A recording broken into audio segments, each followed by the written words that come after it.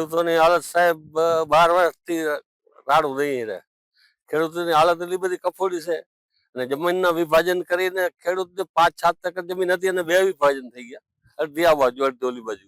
હવે ખેડૂત ના તો ઓલી બાજુ જઈ શકે ના તો ઓલી 2 વિભાજન થઈ ગયા તો આમ ખેડૂત થોડી જમીનો બચારા એમ થાય 2-3 એકરનો ટુકડો આ બાજુ કામ નથી આવતો વેચી નાખીએ. તો વેચી નાખીએ તો પાર્ટી વાળા એમ કે તમારા રસ્તાની સમસ્યા છે તો અમે આ બાજુ લઈને અમે રૂપિયા નાખીને શું કરીએ? તો આમાં અમારો કાંઈ આમાં તો હવે સાહેબ અમે અભણ માણસ છે. આ બધી કચ્છની પબ્લિક અભણ જ છે અને પબ્લિક ખેડૂતોમાં એકતા નથી. મુદ્દો વનડે છે. બાકી તો આમાં અમે તો રાડું અર્જુન રાડું દીધું લખીતમાં દીધું બધું કરીએ પણ આનું કાંઈ થઈ જશે. અમારે એક પેઢી તો એમને નીકળી એ સપના ડોહા લઈ ગયા ભેગા એમને 12 વર્ષમાં કે હમણાં આવશે પાણી હમણાં આવશે અડધા તો ગુજરી ગયા. હવે અમારા જેવા 80-70 ની આજુબાજુ છે એટલે અમાને આશા એમ છે કે આપણે જતા રહેશું પછી કદાચ આવે તો. સરકાર આગળ અમારી એ જ માંગ છે સાહેબ કે આટલો બધો મોટી નર્મદામાંથી આટલા કિલોમીટર લે તો આ 20 કિલોમીટર નથી આવતી અમારે મગજમાં કઈ નથી બેસતો અને મને સમજાતો નથી શું નડે જો આટલો ગુજરાતનો છેડો આખો ચીરી કે મોર પહોંચી ગઈ તો 8 કિલોમીટરમાં શું તકલીફ છે એ મને નથી સમજાતી એમ. કચ્છની નર્મદાની મુખ્ય કેનાલોમાં ઘણી જગ્યાએ ગાબડા પડ્યા છે પરંતુ એ હજી સુધી સરકારે સારી રીતે પૂરી નથી શકી.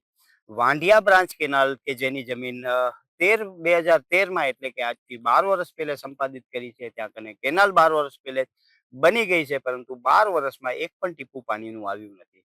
પરિણામ સ્વરૂપે જે ખેડૂતોએ પોતાની જમીનો આપી છે એ ખેડૂતો પોતાને ઠગેલો મહેસૂસ કરે છે. એ ખેડૂતોને એક પણ ટીપો નર્મદાની કેનાલમાંથી મળ્યો નથી. બીજો નુકસાન એનો એ છે કે જે ખેતરમાંથી કેનાલ જાય છે એ ખેતરની અડધી જમીન કેનાલની એક બાજુ હોય છે અડધી જમીન બીજી બાજુ હોય છે.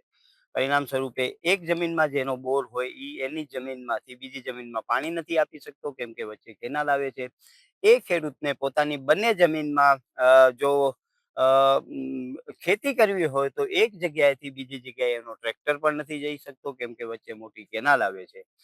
આવી અનેક સમસ્યાઓના કારણે જે આ 23 થી 25 કિલોમીટરની કેનાલ બની છે એ કેનાલની બંને બાજુના ખેડૂતો ખૂબ જ નુકસાની ભોગવી રહ્યા છે. પહેલે એમની જમીનની જે કિંમત હતી એ કિંમત પણ ઘટી ગઈ છે કેમ કે એકને એક જમીનના 2 ટુકડા થાય છે તો એક જમીનમાં પાણી પહોંચે છે બીજીમાં નથી પહોંચતું.